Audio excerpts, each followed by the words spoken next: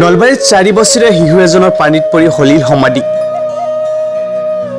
নলবাৰী জিলাৰ দিগেলি গাঁও নিবাসী অৰূপ কলিতা আৰু অনামিকা কলিতাৰ একমাত্ৰ পুত্ৰ সন্তান হিয়াৰামুথু ফিদিক কলিতাৰ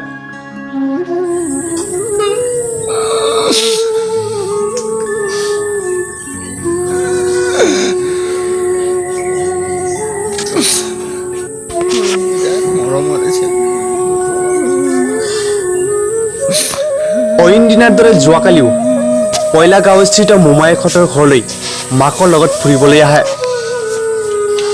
কিন্তু বিধিৰ লিখন মচিব পাৰে কোনে?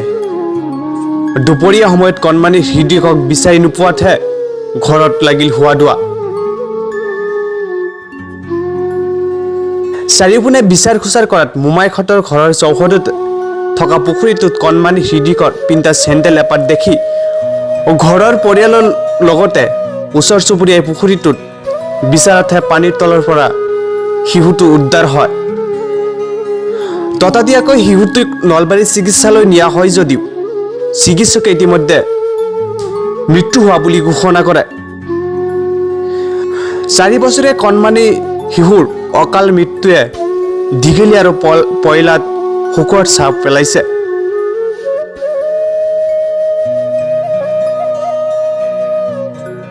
ঘৰ মোৰ পুখুৰীৰ মানে অপজিট ছাইডতে আছে, পূব দিশত।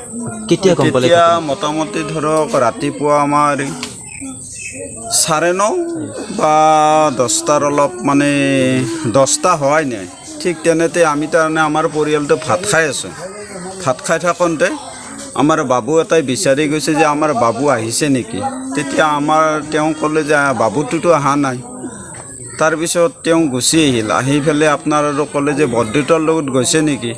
সেনেকৈ থকাৰ পিছত 5 মিনিট হোৱা নাই, 3 মিনিটমানৰ পিছতেতো মাকে মানে বিননি ধৰি মই ভাত খাই আছোঁ তেতিয়া। তাৰপিছত তেওঁ দৌৰি আহিল, দৌৰি অহাৰ পিছত মোকো মাতিলে যে আহক আহক। মই তাৰমানে হাতো তাৰ মানে ধৰক ভাত খাই মই হাত ধোৱা নাই, সেই ভাতৰ মুখে এটি তেনেকৈ আহিলোঁ। আহি মই পুখুৰীটোৰ পাৰত মানে থিয় দিছোঁ। তেতিয়াতে মাক আৰু ইতিমধ্যে মানে লগত থকা ছোৱালীজনী নুমি গৈছে, মনতে তেওঁলোকৰ আগ গ'ল পানী। তাৰপিছত সেই ছোৱালীজনী কৈছে যে ইয়াত মোৰ ভৰিত লাগিছে। মই জাপ মাৰিব খুজিছোঁ যদিও তাত গঁৰাল আছে। মই বোলো মই জাপ মাৰা নাই, কাৰণ তেওঁলোকে মানে ভৰিত লগা বুলি ক'লাক। তাৰপিছত আকৌ মাকজনীয়ে কি কৰিলে, লগে লগে তাক মানে ডুব মাৰি তাক লৈ আহিলে। আহি আমাৰ চন্দ্ৰ আছিল, চন্দ্ৰই মাথাত তুলি আপোনাৰ কি কৰিলে, তাক আগুৱাই আনিলে। আনাৰ পিছত আপোনাৰ একদম হলাই তাৰ মানে পানীবিলাক ওলাৰ পিছত আমি কি কৰোঁ কি নকৰোঁ মানে আৰু আমাৰ মানে বিহুচৰ দৰে। তাৰপিছত আপোনাৰ হেৰিটো আছিল নে নাই, তেতিয়া আমি আৰু গম পোৱা নাই। তাৰপিছত আপোনাৰ আৰু আমি বাটত মানে বালিতে শুৱাই থৈ পেটত মানে প্ৰেছাৰ দিয়াৰ পিছত মানে পানী ওলালে, ভাত ওলাল, তেতিয়া আৰু দুখ লাগি গৈছে। তাৰপিছত আমাৰ গাড়ী এখন লগৰ লোহিত বোলা তেখেত আহিল। অহাৰ লগে লগে আমি কি কৰিলোঁ, ময়ো এই নলাৰ পানীতে হাতখন মই মানে ধুই দিলোঁ, ভাতৰ হাতখন ধুই তেনেকৈ আমি লৈ গ'লোঁ। মই কান্ধত লৈ যাই আছোঁ আৰু তেখেতক আমি ইতিমধ্যে সেনেকৈ গৈ আমি মানে আলোচনা কৰিছোঁ যে কি কৰিম কি নকৰিম। ঠিক সেনেকৈ গৈ মই তেখেতক বাটত কৈছোঁ যে আতৈ বাবুৰ কিন্তু মাত বল তাৰমানে আকৌ মই কৈছোঁ যে ইয়াৰ আকৌ নাই, ইটো নামছে বা হেৰি কৰা নাই। তাৰপিছত তেখেতে কৈছে, মই বোলো ক'ক নিম। তেখেতে ক'লাক যে প্ৰাইভেটক নিওঁ নেকি। মই বোলো প্ৰাইভেটক নিলেও তেনাৰ এটা বেমাৰী আছেয়ে, পইচা পাতিৰো কথা থাকিব। কৈছে যে হ'ব বলকচোন আমি যাওঁ। তাৰপিছত সেই বুলি যাই আমি পালোঁ। পাই আমাৰ এই অৱস্থাটো দেখি মই যেনেকৈ লৈ গৈ আছোঁ তাক বাছাক, আপোনাৰ এটা ল'ৰাই আৰু এনে অচিনাকি তেওঁ আমাৰ আগে গৈ মানে আমাক বাট দেখুৱাই নি তেওঁ মানে আমাৰ কৈছে যে টিকট কাটি আনক। আমিতো টিকট কাটাৰো পইচা নিয়া নাই, একো নিয়া নাই। সেই তেখেতে আমাক টিকট এটা আনি দিলে। দিয়াৰ পিছত আমি ডক্তৰক দেখুৱালোঁ। ডক্তৰ মানে আহিলে, তাত আহি তেখেতে অলপ সময় চাই আপোনাৰ কি কৰিলে যে চাই অলপ সময় কৈছে যে নাই, বাবুটোৰ মানে পৰাৰ বহুত সময় হৈ গৈছে। তাৰপিছত আমাৰ মানে হোৱা দোৱা লাগিল যে আমি কি কৰিম কি নকৰিম। ঠিক সেনেতে আৰু পিছত অলপ সৰু মিমাকজন যেতিয়া গ'ল সি আৰু মুখত মানে হেৰি কৰি দিলে মুখখন দি পেলাই বোধহয় উহাটো টানিছে নেকি তাৰপিছত আৰুতো সলাই আপোনাৰ মানে ভাত কিবা ওলাই আহিল আমি বোলো বাচিল বোলে ডক্তৰক মাতা গৈছে যে ছাৰ বাবুটো যাতে আছে আপোনালোকে চাওক কিন্তু তেওঁলোকে জানিছে যে ইতিমধ্যে তেওঁ মানে আমাৰ মাজৰ পৰা গুচি গৈছে যে তেনেকৈ এটা মৰ্মান্তিক ঘটনা অতি কম সময়ৰ ভিতৰত মানে সঁচাই আমাৰ এই অঞ্চলটোত কোনো এনেকুৱা মানুহ নাই যে যিয়ে নেকি ইয়ালৈ মানে তাক চাবলৈ অহা নাই বা এই মৰ্মান্তিক ঘটনাৰ খবৰ ল'বলৈ অহা নাই যে তেনেকুৱাকৈ আমাৰ মাজৰ পৰা আজি বাবুজন হেৰাই গ'ল ঘটনা সংঘটিত হ'ল ঘটনা সংঘটিত হ'ল এনেকৈ মামায়েকৰ ঘৰত আহোঁতে মামাকৰ অসুখ হৈছে ঘৰ ৰখিব আহোঁতে এনেকুৱা ঘটনা হ'ল মাকে গম নাপায় মোবাইল চাইছিলোঁ ল'ৰাটোৱে মোবাইল চাই উঠি আহি পেলাই কেতিয়া এনেকুৱা ঘটনা হ'ল গমেই নাপালে বোলে সৰু ছোৱালী এটা ঘৰত আছিলে ছোৱালীটোৱে যি ক'লাক বাবু নাই ঘৰত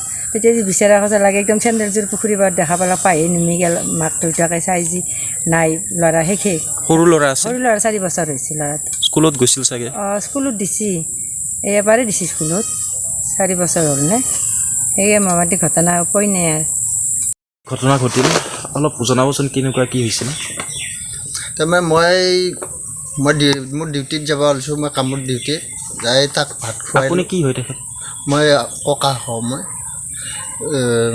ভাত খুৱাই দি পেলাই মই গুচি গ'লোঁ সি কৈছে মই হাগু দিম মই বোলে এইখিনিতে তুমি হাগু দিয়া মাকৰ ইতিমধ্যে মাকেও পায়খানা কৰি 5বাৰমান তাৰমানে তেওঁ গোটেই অস্থিৰ হৈ গৈছে যাই যিটো ছোৱালীৰ বায়া পেহাক হয় তাই আৰু গা ধুবা যাওঁতে সি সেইখিনিতে অনদিনা টেপ লাৰি থাকে আজি বা কিয় আহিলে এইখিনি আহি পেলাই আৰু সেনেকৈ কৈছেহে মই দেখাই নাই কিন্তু এইখিনিত আহি পেলাই চাওঁ যে বিচৰি কৰিলাক কৰাতে ইয়াতে চেণ্ডেলযোৰা ভাহি থকা দেখা পাই তাৰপৰা আপিও নুমি যে চাওঁ যে ভয় তল পৰি আছে কিমানমান বয়স হৈছিল বয়স 4 বছৰ কি নাম আছিল হিতিক কলিতা স্কুলতো দিছিল চাগে স্কুলত দিয়া গৈছিল অংগনবাদী স্কুলত দিয়া গৈছিল কোন আছে তেখেতৰ ঘৰত তেখেতৰ দেউতাক মাক আৰু আপোনাৰ ককাক আছে আউবাক আছে বৰদেউতাক আছে তেওঁলোকৰ এনে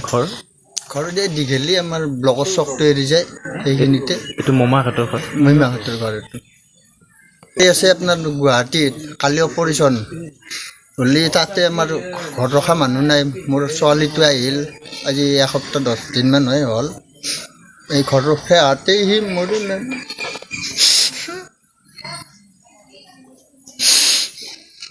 news desk report Nalbaripara Manoj Baishya এনি পাব্লিক নিউজ